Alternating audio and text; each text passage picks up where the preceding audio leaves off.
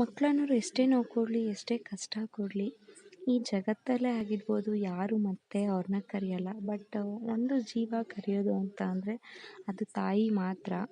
ತಾಯಿಗೂ ಮಕ್ಳಿಗೂ ಸಂಬಂಧ ಅನ್ನೋದು ತುಂಬಾ ನಂಟಿರುತ್ತೆ. ತಾಯಿ ಆಗಬೇಕಂದ್ರೂ 7 ಜನ್ಮದ ಪುಣ್ಯ ಮಾಡಿರಬೇಕು ಅಂತಾರೆ. ಏನಕ್ಕಪ್ಪ ಈ ಮಾತೆಲ್ಲ ಹೇಳ್ತಾ ಇದ್ದೀನಿ ಅಂತ ಅಂದರೆ, ಒಂದು ತಾಯಿ ಒಂದು ಮಗುನ 9 ತಿಂಗಳು ಹೊಟ್ಟೇಲಿ ಇಟ್ಕೊಂಡು ಸಾಕ್ತಾಳಲ್ವ. ಎಷ್ಟೇ ಆ ಮಗು ಕಷ್ಟ ಕೊಡಲಿ, ಹೊಟ್ಟೆ ಒಳಗಡೆ ವಾಮಿಟಿಂಗ್ಸ್ ಆಗಿರ್ಬೋದು, ಸುಸ್ತಾಗಿರ್ಬೋದು, ಊಟ ಸೇರ್ದಲೇ ಆಗಿರ್ಬೋದು, ಆದರೂ ಅಯ್ಯೋ ನನ್ನ ಮಗುವಿದಾನಲ್ಲ, ಹೊಟ್ಟೆ ಒಳಗಡೆ ಏನಾದ್ರು ತಿನ್ನಬೇಕಲ್ವ, ಅದಕ್ಕೋಸ್ಕರ ಅದು ತಿನ್ನಬೇಕು ಇದು ತಿನ್ನಬೇಕು ಅಂತ ಹೇಳ್ಬಿಟ್ಟು ಅವ್ರ ಯಜಮಾನ್ರ ಹತ್ರ, ಅವ್ರ ಅಪ್ಪ ಅಮ್ಮನ ಹತ್ರ ಎಲ್ಲ ತಿಂತಾರೆ ಆ ಮಕ್ಳಿಗೋಸ್ಕರ. ಆ ತಾಯಿ ಮಗುವಿಗೆ ಜನ್ಮ ಕೊಡಬೇಕಾದ್ರೆ ಸೆಕ್ಷನ್ ಆಗಿರ್ಬೋದು, ನಾರ್ಮಲ್ ಆಗಿರ್ಬೋದು, ಅವಳ ಜೀವ ಮತ್ತೆ ಹುಟ್ಟಿ ಬರೋ ಅಂತಹ ನೋವು ತಿಂತಾಳೆ. ಅದು ಯಾರಿಗೂ ನೋವು ಹೇಳ್ಕೊಳೋದಕ್ಕೂ ಆಗಲ್ಲ, ಹೇಳೋದಕ್ಕೂ ಆಗಲ್ಲ. ಅವ್ರ ನೋವು ಅವ್ರಿಗೆ ಗೊತ್ತಾಗುತ್ತೆ. ಆದರೂ ಹ್ಯಾಟ್ಸ್ ಆಫ್ ಹೇಳಬೇಕು ಎಲ್ಲ ತಾಯಂದ್ರಿಗೂ.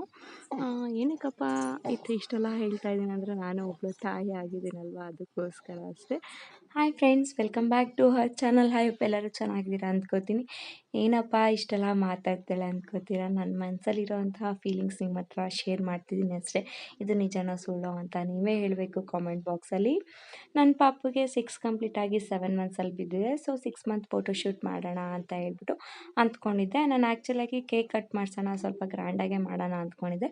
ಬಟ್ ಸಪೋರ್ಟ್ ಮಾಡೋದಕ್ಕೆ ಯಾರೂ ಇರಲಿಲ್ಲ. ಅದಕ್ಕೋಸ್ಕರ ಇನ್ನೇನು ಹಬ್ಬ ಬಂತಲ್ಲ, ಯುಗಾದಿ ಹಬ್ಬ.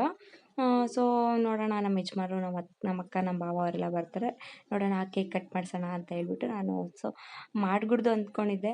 ಬಟ್ ಕೈ ಮನಸ್ಸು ತಾಳಲಿಲ್ಲ, ಮಾಡೋಣ ಏನಾದರೂ ಒಂದು ಅಂತ ಹೇಳ್ಬಿಟ್ಟು ಈ ಥರ ಐಡಿಯಾ ಇಟ್ಕೊಂಡು ಮಾಡಿದೆ. ಇಲ್ಲಿ ನಾನು ತರಕಾರಿನೂ ಮತ್ತು ಮೊಳಕೆ ಕಾಳು ಮತ್ತು ಕರ್ಬೇವಿನ ಸೊಪ್ಪು ಅದರಲ್ಲೆಲ್ಲ ಮಾಡ್ತಿದ್ದೀನಿ. ಹೇಗೆ ಬರುತ್ತೆ ಅಂತ ಹೇಳ್ಬಿಟ್ಟು ಲಾಸ್ಟಲ್ಲಿ ನೀವು ನೋಡಿಬಿಟ್ಟು ಹೇಳಿ ಚೆನ್ನಾಗಿದೆಯೋ ಚೆನ್ನಾಗಿಲ್ಲ ಅಂತ ಹೇಳ್ಬಿಟ್ಟು. ನನ್ನ ಪಾಪುಗೆ ಆ್ಯಕ್ಚುಲಿ ಮಾರ್ಚ್ 19ಗೆ 7 ಮಂತ್ಸಲ್ಲಿ ಬಿದ್ದಿದೆ, 6 ಕಂಪ್ಲೀಟ್ ಆಗಿಬಿಟ್ಟು.